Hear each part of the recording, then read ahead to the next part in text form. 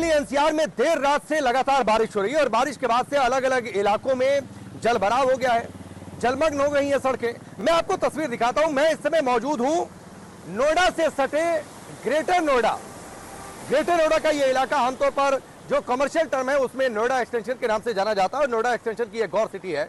आपको ये पीछे स्टेडियम आपको तस्वीर दिखाई दे रही है और सड़क पर आप देखिए किस तरीके से पानी भरा हुआ है, यानी घुटने से थोड़ा सा नीचे पानी है। मैं आपको दिखाता हूं कि ये कितनी, एक तरीके से आप शहरों में कह लीजिए जो सोसाइटी है, हाई राइज सोसाइटीज होती हैं। मेरी दाहिनी और आप ये तस्वीर देखिए, आपको बहुमंजिला इमारत दिख रही है, आपको ये 7th एवेन्यू की सोसाइटी दिख रही है और 24-25 फ्लोर से आप अंदाजा लगाइए फ्लैट कितने ज्यादा होंगे। एक और तस्वीर आपको दिखाता हूं, इस और मेरी बाईं और आप तस्वीर देखिए, आपको 6th एवेन्यू की ये सोसाइटी दिख रही है। करीब 14-15 मंजिला ये इमारत है, पीछे मंदिर है और इस और तस्वीर देखिए, बच्चों का ये प्ले स्कूल है और उसके साथ ही पीछे आपको 5th एवेन्यू की ये तस्वीर दिखाई दे रही है, सोसाइटी है।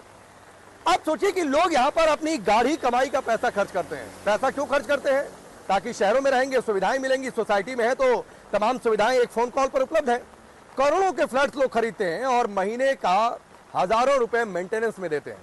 लेकिन हम गौर सिटी के प्रीमाइसेस में खड़े हैं और यहाँ पर अंदाजा लगाइए कि पानी कितना भरा हुआ है। गाड़ियों के आने जाने में कितनी मुश्किल हो रही है। आप देखिए इस ओर से कुछ गाड़ियां आ रही हैं और इन गाड़ियों के पहिए करीब करीब इस पूरे तरीके से इस पानी में डूबे हुए हैं। गाड़ियों की जो हेडलाइट्स है, जो फ्रंट लाइट्स है, वो जलाकर उन्हें चलना पड़ रहा है। दोपहिया वाहनों को खासतौर पर जो मुश्किल हो रही है वो एक अलग तरीके की मुश्किल है। ये हालात हैं हाईटेक मेट्रो सिटीज में और हालात है कि आप महीने का मेंटेनेंस हजारों रुपए देते रहिए, लाखों करोड़ों के फ्लैट्स खरीदिए और मिलेगा क्या? अव्यवस्था। मिलेगा क्या? सिस्टम के नाम पर कुछ भी नहीं। आप अंदाजा लगाइए कि अगर इतना पानी यहां पर भरा हुआ है और जबकि इसके लिए बाकायदा लोग पैसा देते हैं और पैसा इसलिए देते हैं ताकि उन्हें कम से कम इस तरीके की सोसाइटी में, प्रीमाइसेस में किसी तरीके की अव्यवस्था का सामना ना करना पड़े। इसलिए पैसे देते हैं ताकि इस तरीके की जल जमाव की समस्या का सामना ना करना पड़े। आप सड़क पर उतरिए, आप गुड़गांव में जाम लग जाता है, नोएडा के अलग इलाकों में या फिर दिल्ली में जाम लग जाता है, तो वहां पर जाम लगने की समस्या सड़क की है। आप सरकार को गालियां दीजिए, लेकिन यहां पर आप किसको गाली देंगे? यहां पर आप किसको कोसेंगे?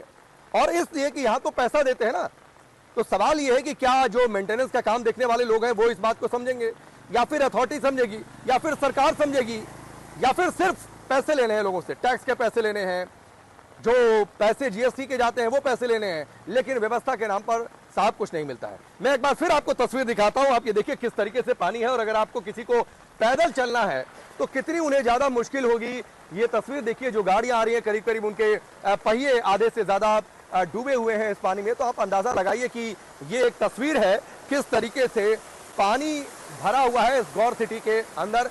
नोएडा एक्सटेंशन की ये गौर सिटी काफी हाईफाई मानी जाती है और नोएडा एक्सटेंशन के करीब आधा हिस्सा जो है गौर सिटी का है, वहां पर ये पानी के हालात हैं, ये जल जमाव के हालात हैं। आप अंदाजा लगाइए कि थोड़ी सी बारिश, एक रात की बारिश अगर ये हालात पैदा कर रही है, 3-4 दिनों तक लगातार बारिश हो, तो यहां तो लग रहा है कि शायद सड़कों पर नाव चलाने की नौबत आ जाए, लोग फंस जाए फ्लैट्स में, उन्हें रेस्क्यू करने की नौबत आ जाए।